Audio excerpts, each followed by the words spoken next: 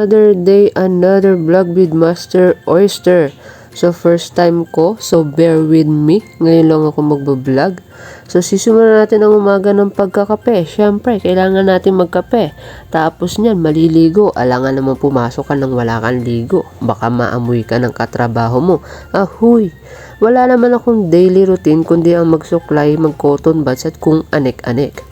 Tapos yan, magpe-prepare lang ako ng mga susuotin ko at kailangan talagang lahat dala ko. Triangular checking ang ginagawa ko dyan, yung ID, wallet at saka cellphone ko. Uy, cellphone mo may iwan.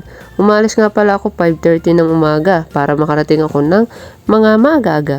Yung sa sobrang haba ng biyahe ko, maabot siya ng mga 45 minutes. So, hayaan nyo lang ganyang maalon yung video ko, baguhan pa lang. Sa mga nagtatanong kung saan ako nagtatrabaho, dito nga pala sa Gateway, sa Teleport. Tapos, bawal tayo mag-video sa loob kasi baka bukas wala na po akong trabaho. At pinaka-exciting part, syempre, ang uwian. Dumaan nga muna ako sa pinsan ni Yobo kasi nga kailangan ko yung card ni Tiffany. Tapos, syempre, papalit na tayo at kakain na ng si Sharia. Tapos, yan nga pala yung card ni Tiffany, apakatalinong bata. At ito na nga, pinaghahandaan ko na nga ang aking paghimlay ay este ang aking pagtulog.